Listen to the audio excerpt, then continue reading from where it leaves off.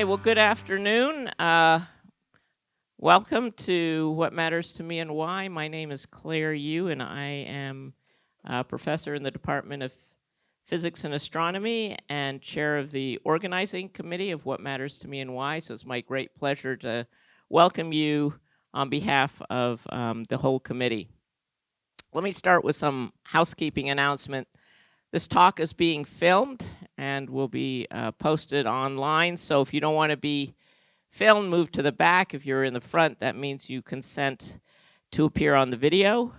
At the end, we will have questions and answers. So if you ask a question, please wait for someone to bring the microphone to you so that not only can people hear, but also so that we can record the questions for the benefit of people who are going to view the talk online.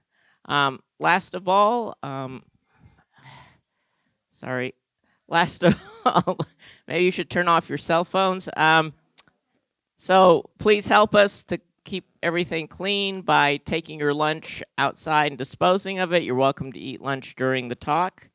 Now let me introduce briefly the series. As faculty, staff, and students, we spend much of our time here dealing with exams, homework, lectures, budgets, personnel, other topics, all these things that keep the university running.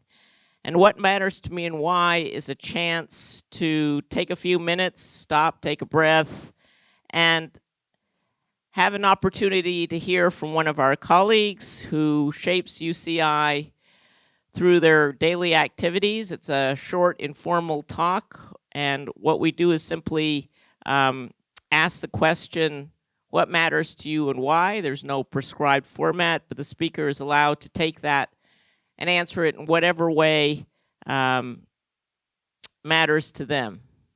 We ask them to be authentic and to be frank and take it wherever it goes. So it's an opportunity for speakers to talk about how they've been shaped, what are their values, what are their beliefs, their motivations, how personal experiences have factored into shaping them, both highs and lows that they've encountered along the way. And the hope is to strengthen the bonds between the faculty, staff, and students who teach, learn, and work here, and to celebrate both the diversity of this community as well as our commonalities that bind us together. So there are talks every month, and our next speaker is going to be Professor Mahtab Jafari from the from Pharmaceutical Sciences, and she's director of the UCI Center for Healthspan Sciences. So she'll be speaking on Thursday, May 15th, and I hope that when the announcement goes up, you'll certainly sign up and register for what I think will be a very good talk. So what we're going to do now is we take a minute to let everybody introduce yourselves to the people sitting next to you. If you're online, then I don't know if we have breakout rooms or not, but just take a minute or two, and then after that, my colleague Pedro Puentes, who's a graduate student in the Department of History, will come up and introduce today's speaker.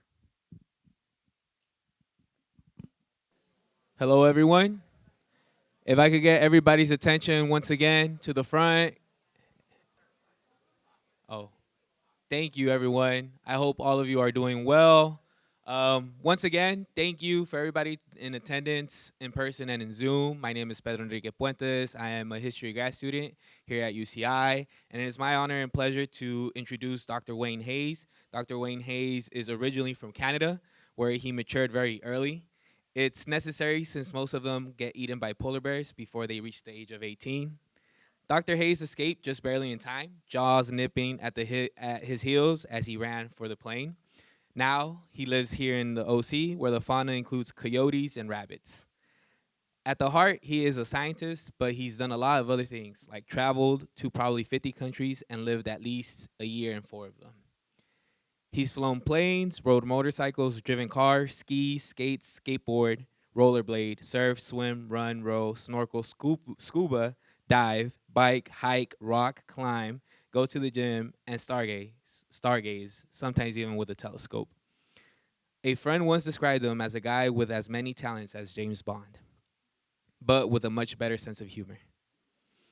He wrestles alligators in his spare time. Okay, that last one wasn't true, but everything else is. Please welcome Dr. Wayne Hayes.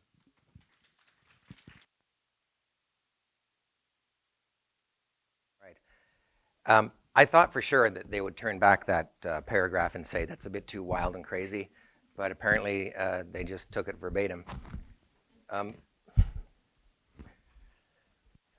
I spent 10 years lecturing astronomy in a planetarium to the public when I was in my 20s, I guess, in Toronto, the McLaughlin Planetarium. And so when they came to me and said, hey, why don't you give this What Matters to Me and Why talk that's been going on forever, I thought, oh, and I asked them what's the audience, and they said, well, it's generally, staff and kind of, not other faculty. And I thought, oh, that should be no problem because I used to lecture to the public about astronomy. I know how to talk to non-academics. But then I started thinking about, gosh, what really does matter to me and why? And the problem wasn't that I couldn't find anything to talk about. The problem was there were too many things to talk about. And I basically, professors, we procrastinate all the time, ask my grad students. I procrastinated for a long time, just kind of mulling the idea around in my head until last night. And I went to bed still not knowing what I was going to talk about. And I woke up this morning, I turned to my wife and I was like, I still have no, and I use the F word, but I'll refrain here, I'll keep it PG. I still have no idea what the F I'm going to talk about in 4 hours. And she was like, well, I know what's important to you. And then she mentioned a few things I won't tell you because she's finally the one who made my head come together. So my apologies if this is a bit rough. I don't have any pretty pictures. It's kind of a brain dump organized quickly over the past few hours in my office. But I did manage, with my wife's inspiration this morning, to kind of narrow it down to what I think matters to me and why. And that's it. Here we are. Okay, who remembers Family Ties? You got to be like roughly my age, or maybe you're watching reruns. Mallory Keaton was kind of considered the dumb sister of Alex Keaton, who was played by, really famous guy. Michael J. Fox, right? Michael J. Fox played Alex, but this story isn't about Alex. Let me tell you a bit about the scene. So Alex and his dad are sitting on the sofa discussing the meaning of life. And I don't remember anything that they said. All I remember is that at the end of the scene, Mallory, the dumb sister, comes bouncing down the stairs, and then Alex gets this mischievous gleam in his eye and looks at his dad and says, watch this.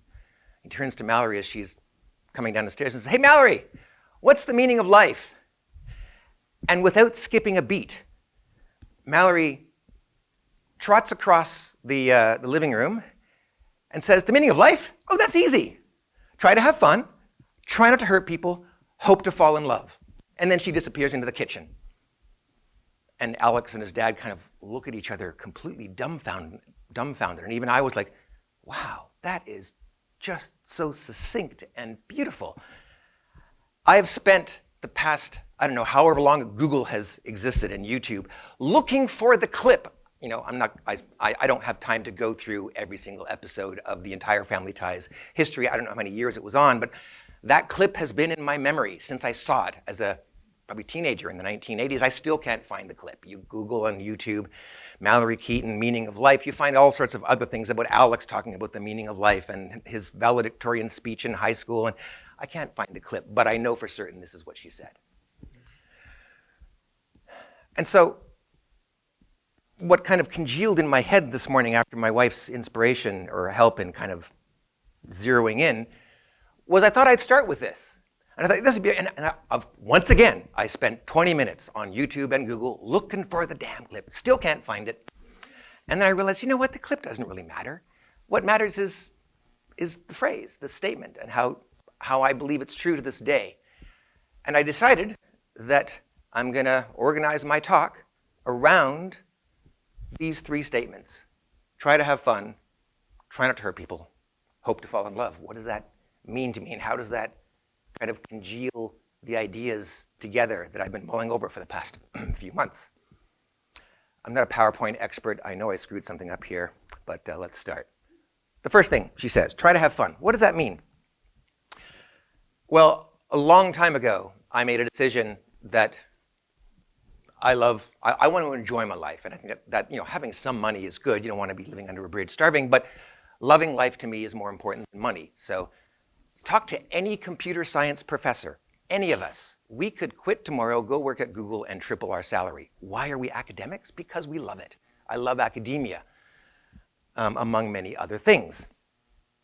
Some of my early, mentors is the wrong word because I didn't actually meet either of them. I saw Carl Sagan give a talk once in real life, but never actually met the guy.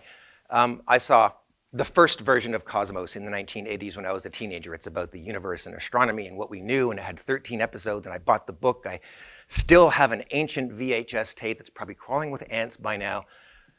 I don't know if it's still any good to watch, but Carl Sagan in my teens was a big inspiration for me to start an undergraduate degree in astronomy at the University of Toronto. Also, Robert M. Pirsig. Anyone know that name? Okay, you might not know the name. Who's heard of the book, Zen and the Art of Motorcycle Maintenance? Okay, a few hands go up. I read that. And I don't remember if it was soon after or soon before, but I started riding a motorcycle. I've been riding a motorcycle since I was 19. The only accidents I've ever had were my own fault.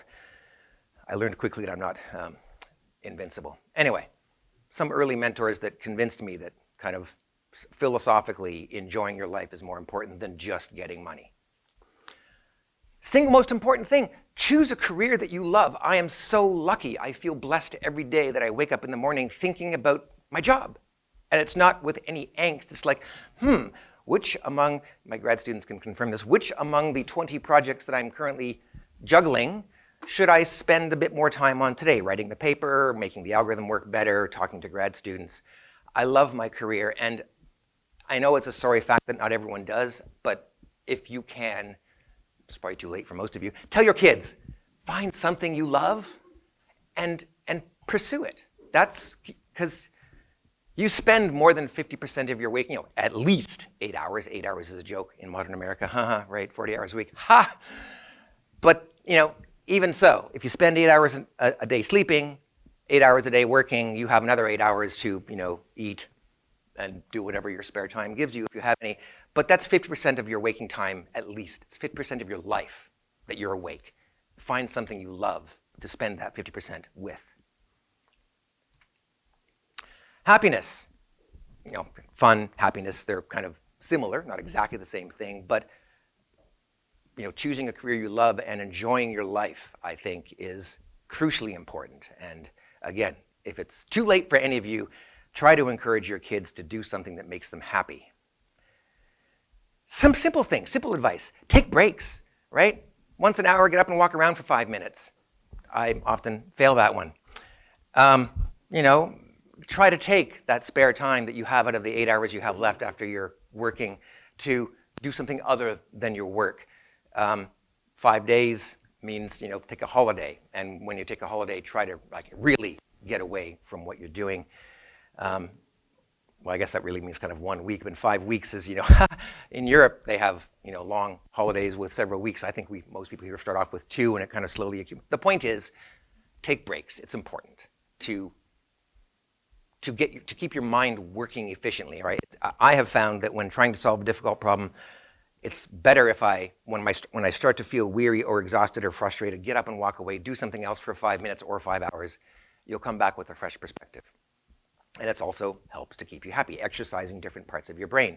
Sleep is fundamental. How many of you take your sleep seriously? I won't even put up my hand because my wife would laugh at me, right? Studies have shown, psychological studies, health studies have shown that it's the number one thing, probably even above choose a career that makes you happy. It's the number one thing that is the determinant of your happiness is good, restful sleep. Get your 8 or 9 hours. I used to think 8 hours is enough. My wife, she's a professional psychologist. She takes sleep seriously. She's in bed 9 hours before she has to get up, and like clockwork. If I synchronize my sleep schedule with her, I sleep wonderfully and I wake up feeling wonderful. I'm like, why doesn't this happen every day? And I'm like, well, because half the time you're up until midnight, working, doing silly stuff, whatever. Get your sleep. It's surprising how easy it is to mess this one up, but also how easy it is to fix with just a little bit of self-discipline. We're human beings. Human beings are made to learn. We enjoy learning. So keep up your lifelong learning. I try to read books, the paper kind, the ones that made from dead trees. I usually do 2 at a time, sometimes more because I'm scatterbrained. When I was a graduate student, I probably had the most enjoyable time of my life because I was reading precisely 1 fiction and 1 nonfiction book simultaneously. I used the fiction book at night to help me fall asleep because it really doesn't matter if you forget what you were reading. You just go back a little bit the next evening. And 1 nonfiction, often philosophy in the morning, to help wake me up before I started drinking coffee. Now I drink way too much coffee. So lifelong learning, right? Read books or not just websites and blogs. Okay, here's where my PowerPoint skills, right? I have no idea why it won't go to the next slide, but luckily I discovered that there's these little 3 buttons that says choose slide by title, and the next one is try not to hurt people. There we are. Okay, so no more fun. Now let's talk about other people's fun, because that's kind of what it means to try not to hurt other people. You gotta take it with a bit of a grain of salt, right? You can't try to make everyone else happy because you don't necessarily know what will make them happy, but you can at least try avoiding to hurt them. But on the other hand, if you get too empathetic, then you get this save the world syndrome. Everyone's gone through it, right? I went through it. Sometimes I still have it. But you can't save the entire world. It's too much. So when trying not to hurt other people, it's kind of more, for the most part, it's a passive thing. How can I avoid hurting other people? Of course, you can choose people to help, but you got to choose them carefully because, again, you can't save the entire world. One of my favorite quotes, I forget who said it, but it was, one of the great things about not being God is that you don't have to feel personally responsible for the entire world. And that's one of the things I wake up feeling thankful for every morning. I'm not God. Yeah, there's a lot of, oh, okay, I'm getting a bit ahead. There's a lot of bad stuff happening in the world. But if you go read some history, it turns out there has always been bad stuff. I'm tempted to use another word that begins with S, but I promise to keep it PG. There has always been really bad stuff happening. Pick a point in history. There's always been bad stuff happening. The only difference is now we have Fox and CNN to keep us informed of all the bad stuff that's happening, and it makes a lot of people anxious, right? Anxious. So you could just stop watching the news, but try not to take it personally and don't take on the entire world. You can't do it. You're not God. Pick a few causes that are important to you if you want to help specific people or things that are bad things are happening in the world. Okay, I've already said that. We're just better informed today, or maybe even deluged, bombarded. Try not to get overwhelmed, because you'll sabotage your ability to do number 1, which was try to be happy, right? You can't fix the whole world, but if you try, you're gonna fail, guaranteed. And so you're gonna sabotage your ability to keep yourself happy. So here's how I take the try not to hurt people phrase. First and foremost, empower or give others, within the power that you have, give others the ability to keep themselves happy. Number 1 was try to be happy, right? So try not to hurt people, kind of you can flip around the mirror and look at that as not hurting people at the very least, since sometimes you don't even know what can hurt someone. You can hurt someone by accident, just by saying something that's ill-considered. But at the very least, help others, or at least don't hinder others' ability to make themselves happy. That's a bit contorted, but I think that is the kind of way to bring all this together. You can't save the whole world. At the very least, try not to step on the toes of other people who are trying to make themselves happy. And that's very hard sometimes. It's hard to have the restraint to do this sometimes. Within that context, though, trying not to hurt other people, sometimes you have to. If you want to be brutally honest with, if it's someone you love, you might say, look, I really have to tell you something. You're not going to like hearing it. And I hear that myself all the time from my wife, from my grad students, from my friend, from my family. Wayne, you really should consider blah, blah, blah. And I'm like, damn, you're right. Be honest, even brutally so, but only if it is constructive, right? It's really not nice. You're not satisfying the try not to hurt other people if you say brutally honest stuff, even if it's true to somebody, if it's something they can't possibly help or fix, then it's just hurtful, right? So try to avoid hurting others by avoiding brutal honesty. when it's not necessary. But if you can be brutally honest and there's with a problem someone else, what you view as a problem somebody else is having, and there's a possibility of them fixing it, especially if it'll improve themselves, then it's worth it, right? So don't hurt others, but with the caveat, sometimes you have to, what's it called? There's a word for this. It's like loving someone, but I can't remember. It's advice to parents as well sometimes. It's got to be cruel to be kind. There's a better phrasing of that, but it'll come to me at some point. Absent-minded professor. Tough love, that's it, thank you. Tough love is the phrase, right, for your kids, right? I won't go into too much detail, but tough love, I think, is a good way to raise your children, right? Don't shower them with money, shower them with love. Shower them with attention and affection and talk to them. That's more important than the money. If you just shower them with money, they're going to become weak and unable to support themselves and run their own lives.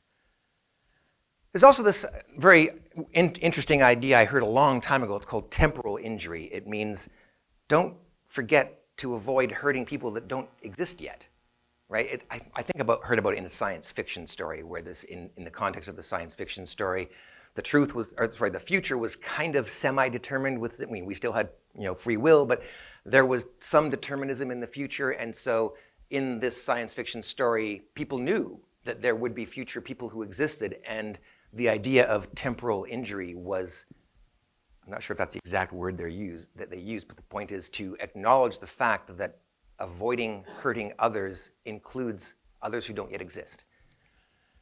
So the realization that your actions today can harm people that exist only in the future. So environmental stewardship is important. Reducing pollution and waste, global warming, all those big things can be viewed not just in the context of, is it really worth it, but viewed in the context of there really are going to be millions and billions of people in the future unless we completely destroy ourselves. And things we do now can have an effect on them in the future. I've completely forgot where, there it is. I'm keeping a timer. Okay, the third one is hope to fall in love, right? Now, I think when Mallory said that, she probably meant romantic love, obviously, right? That's what we usually think of in love. And that's, of course, that's a good goal to have, right? Hope to fall in love and hope that someone falls in love with you. I will talk briefly about my 3 long-term relationships in my life. In my first one that lasted many years, I put her on a pedestal. I was young and impressionable. I thought, wow, she's amazing. And she's interested in me. Isn't that great? And it went on for many years. And it was great while it lasted. But eventually, having someone on a pedestal where the other person isn't, being me, it eventually, fell apart and didn't work. So my second long-term relationship was where I fell in love with a woman who had me on a pedestal. Oh, professor at the University of California, he must be amazing, blah, blah, blah. Of course, what happened? I fell off the pedestal after a certain number of years, and then, that also fell apart. And I don't regret any of these. I'm just saying, you have to acknowledge mistakes is even too strong a word, right? The things you learn throughout life, including love and many other things. So these are kind of the way I look back without regret and say, what kind of happened? What went wrong? Why didn't they last? And my third and current, the woman who finally made my brain come together this morning on what I should talk about today.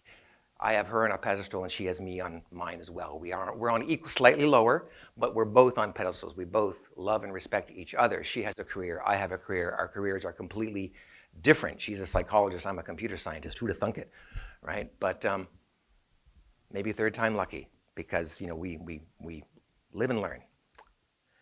And of course, others have said it probably better than I am saying it now, but to receive love, you also have to give love without expectations. Right? Don't keep score. Oh, you should do this because I did that for you last week. No, you should do that for love and not expect anything in return. And if you do that, if you both do that, something wondrous comes out.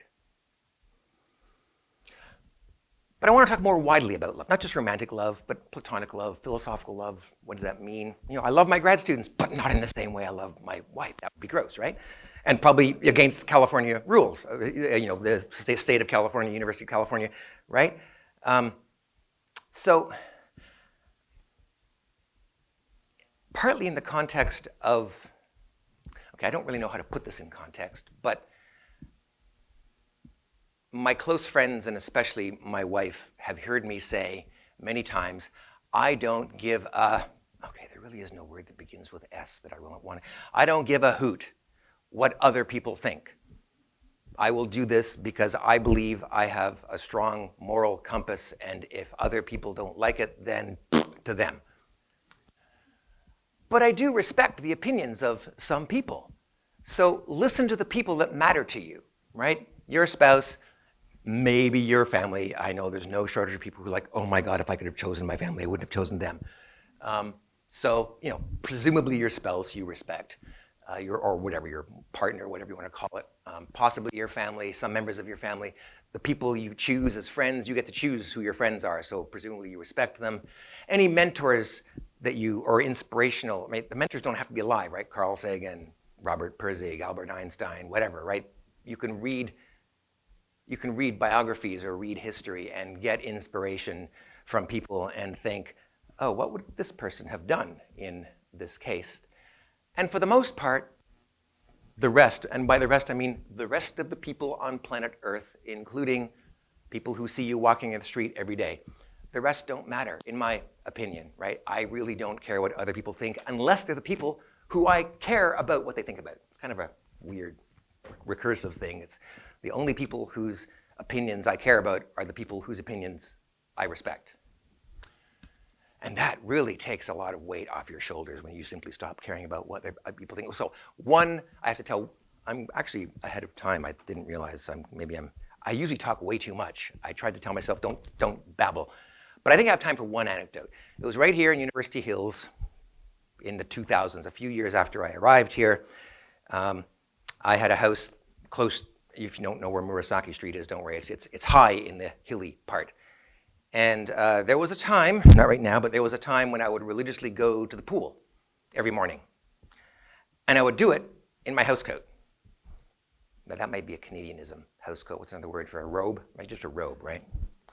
And also early on when I came to the University of California, I thought, oh, I gotta learn to surf. Epic fail, I don't have time for that story. That'll take half an hour itself. But I tried surfing one day, epic fail, didn't work, never tried it again, sold the board. But I thought, well, next best thing, maybe skateboarding. So I got a skateboard. So imagine this, it's 8 a.m., don't have any lectures for another couple of hours. Here's Professor Hayes, Wayne to most of my friends in University Hills, gently coasting down one of the gentle slopes of University Hills towards the pool, wearing a bicycle helmet and a housecoat and a robe. And one of my colleagues in the computer science department was sitting on his porch and he saw me going by and he was like, he just burst out laughing. He said, hey Wayne, good morning, and trying to hold in his laughter. And I was like, hey Max, I didn't care. Yeah, so listen to the people that matter to you, and the rest, just don't worry about it. There's always going to be someone who disapproves of whatever you're doing. Shouldn't matter. Within the context of trying not to hurt others and all those other things I said, right? Self-love. Find out who you are. I'm still finding out half the time, especially with my current wife, right? Sometimes she's like, have you ever considered that blah, blah, blah, blah? And it's like, oh gosh, I've never considered that, gosh. So, but find out who you are, especially if you're young, if you're a parent, encourage your teens, find out who, and then commit to it, own it. Be who you are and be proud of it, as long as you're having fun and not hurting others.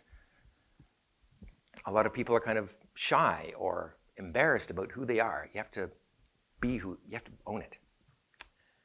I already talked about lifelong learning. Own up to your mistakes, right? So one of the most important people to be honest to is yourself. And this reminds me that I had an idea to bring up the one picture that it's easy to find on the web, but I won't bother. Richard Feynman was a famous physicist from the 1960s, but he was famous way beyond physics. He got a Nobel Prize, but he was also widely read and not kind of like a slightly less.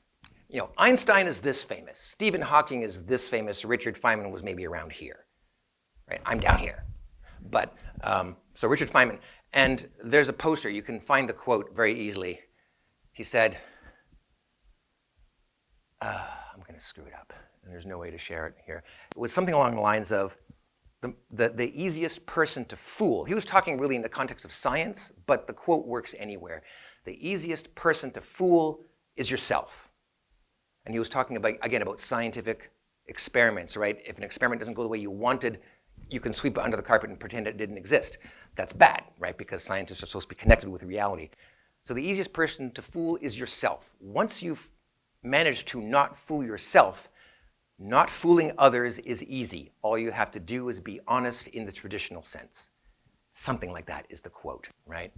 So own up to your mistakes. If you make them, ask any, okay, a couple of my grad students are here. I'm not going to ask them to volunteer any information, but I swear, sitting in a research meeting, if we get stuck, I'll suggest some dumb, another PG, not non-PG word, dumb idea, and more than 50% of the time, it won't work. And I tell them, half of the ideas I suggest to you or more simply won't work. If it doesn't work, come back next week and tell me why. And that takes a lot of weight off the weight of pressure on the grad students, because they're like, okay, Hayes said this might not work, so if I can't get it to work, it's his fault. Right? And then they come back and say, oh, well, that was a dumb idea, Wayne, and here's why. The older students might actually say something like that. Oh, that didn't work, that was stupid, and here's why. The younger students will say it much more politely. But as a scientist, and in life as well, in life, in love, in work, you have to be able to take, right? I said about the criticism, right? The brutal honesty. You have to be able to take the honesty. Another wise person who I've forgotten the name of, once I saw some video lecture, some inspirational video lecture on YouTube. He was saying, if I hear a criticism, I'll look at it and I'll think, nah, probably not, and then forget about it. But if I hear it again and again and again, especially if it starts coming from people who I respect, then I have to take it more seriously and think, maybe this criticism is true, and start thinking about it more openly and be honest with yourself. So brutal honesty towards yourself is crucial. And you have to own up to your mistakes, especially if you were doing something that could have potentially hurt someone else, and then you suddenly realize, oh, that was dumb, I'm hurting this person. You have to go apologize, right? And sometimes you say, sorry, I didn't mean to, but I don't know how many times I say that. Another famous quote, I have no idea who said it, wisdom comes from experience, experience comes from mistakes. So you're not going to get wise unless you're willing to make mistakes. There's another really famous quote in entrepreneurship, right? Some probably famous entrepreneur said, when it comes to starting a new company, fail early, fail often. That means go with gusto towards the product that you're trying to develop, and go aggressively and fast enough that if it turns out the idea is a flop, it's better to find out earlier rather than after spending $1 billion. So fail early, fail often, but the generalization outside of entrepreneurship is wisdom comes from experience, and experience comes from mistakes. That's how science progresses.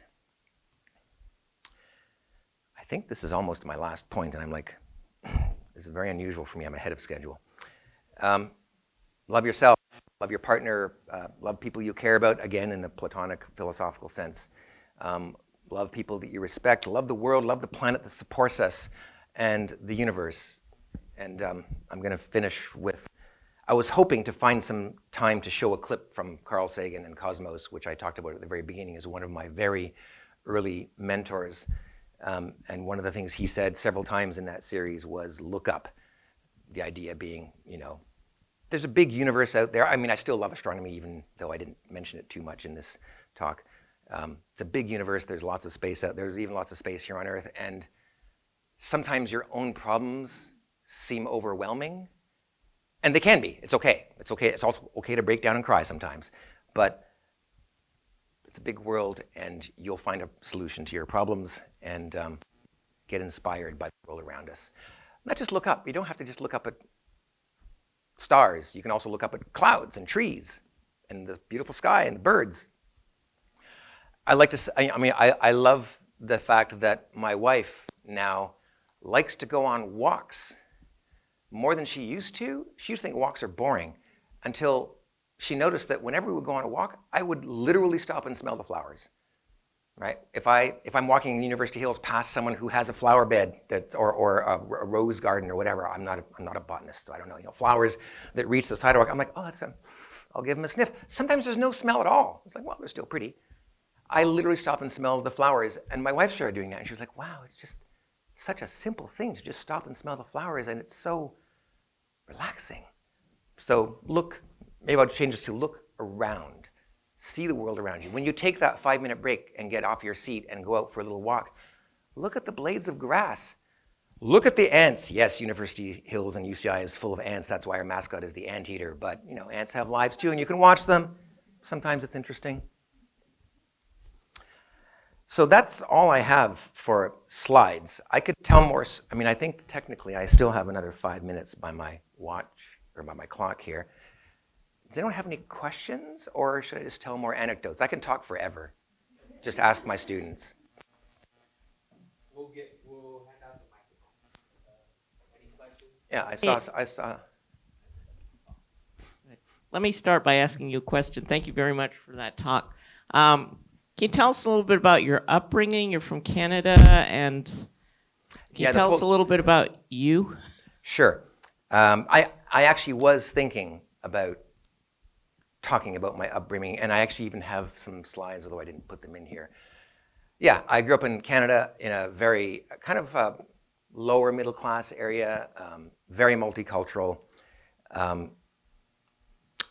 All those things that I mentioned that James Bond also does, but I do it better. All those things were true except the alligator wrestling and the polar bears nipping at my heels.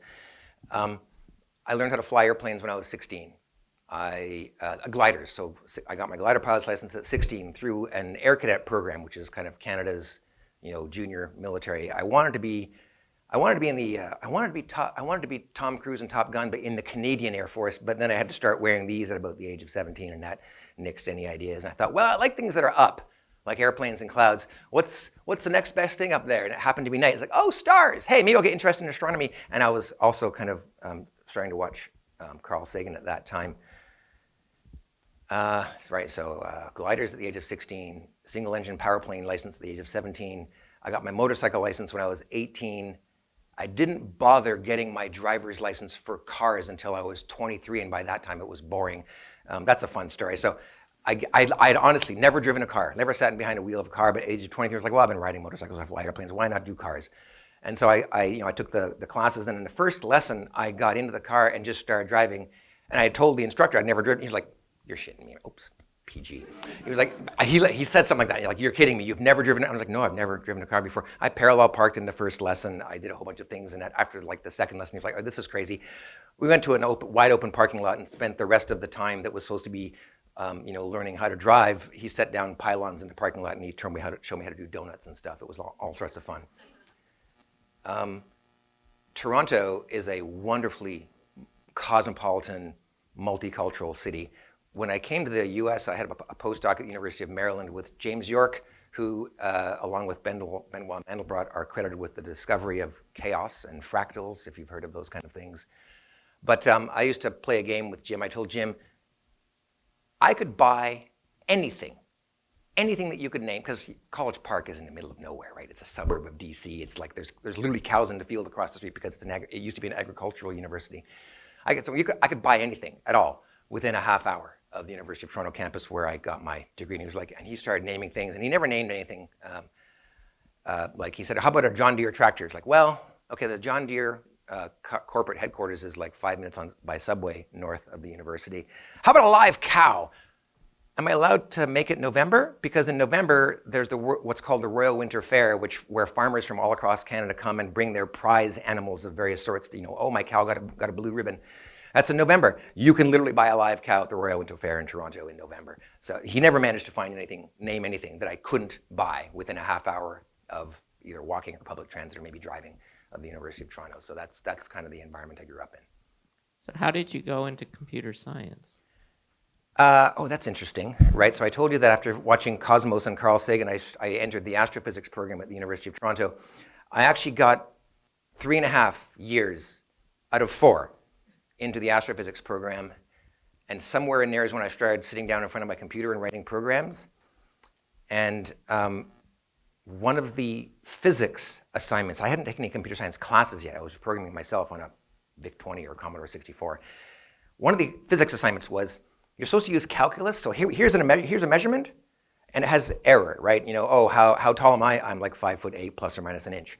That's what error means. Propagate these error bars through this complicated system to some other system, and using kind of derivatives and fancy calculus, work out what the error in this final thing is based on the initial measurements. And I was like, that's boring. So I wrote a program that took the original error and generated a bunch of random points around it, propagated all those points through the equations at the end, and looked at the distribution of the output variables.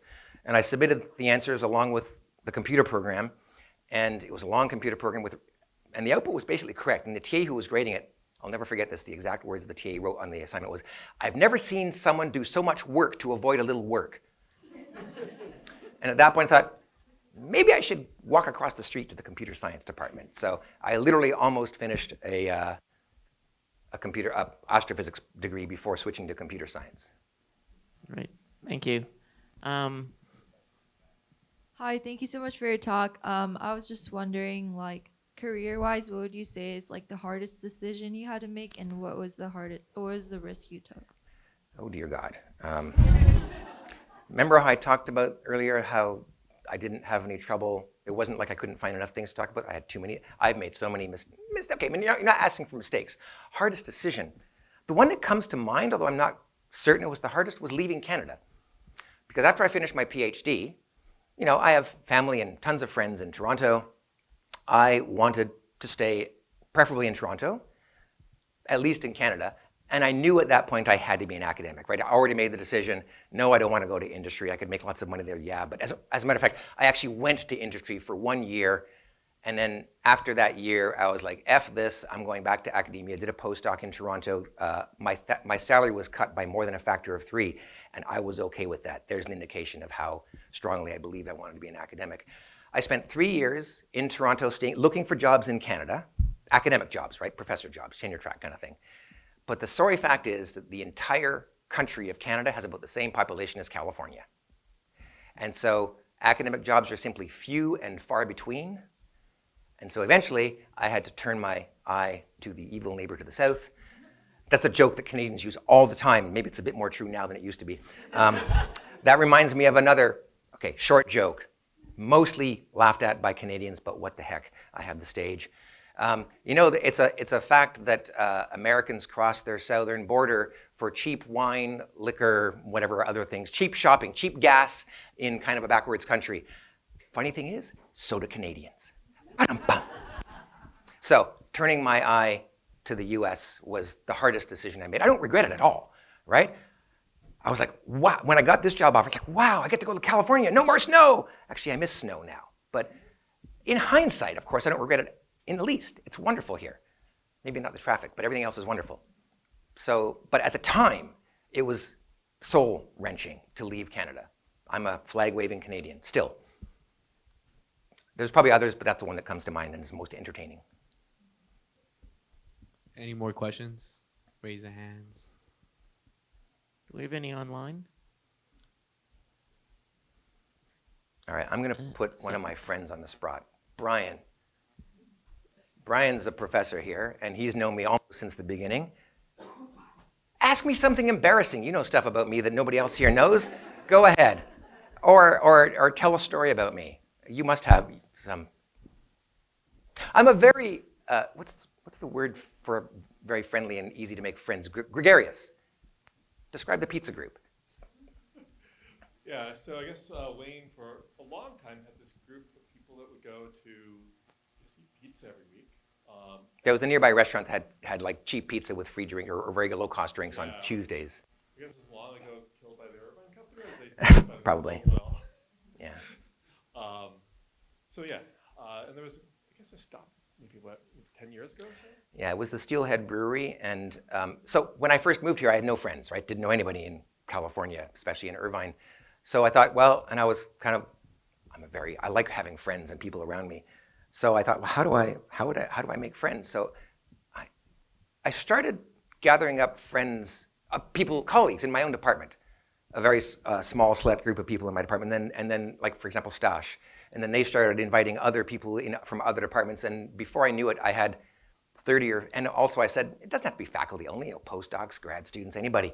And before I knew it, I had an email list of 50 people I called it my pizza list, and I just say, hey, don't forget, this Tuesday, 7 p.m. or 5, whatever time we had it, meet me at the Steelhead Brewery. I went every Tuesday. Very rarely I was alone. Sometimes we'd only have 2 or 3, but there were times when we have 15, 20 people show up, faculty, grad students, postdocs from all departments all over the place. Some staff, not only academics, and it was a lot of fun. I still have all those people as my friends today, although we have much less time to socialize, being more senior faculty now. So what was the most difficult thing you ever did? Besides leaving Canada? Most difficult? What do you mean by difficult? You mean like morally, like angst, or like physically? Up to you. Wrestling alligators? No.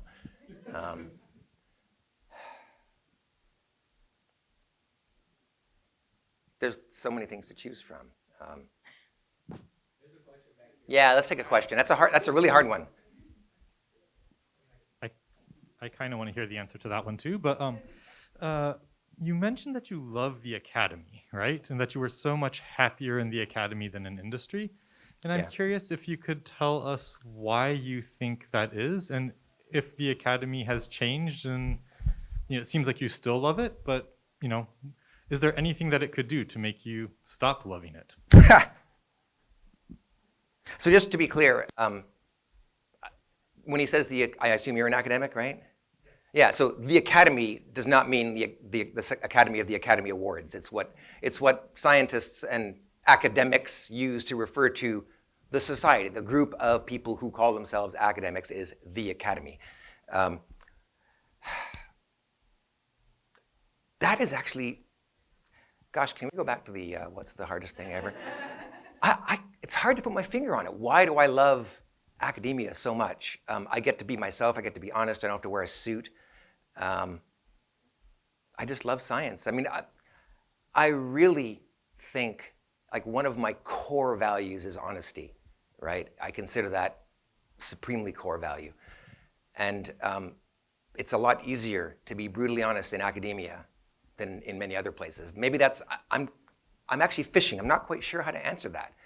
I just knew from my heart that I wanted to be an academic from fairly early on. Possibly that was Carl Sagan and cosmos and astronomy. But even when I switched to computer science, I still knew that I was aiming for academia. I just love the vibe here.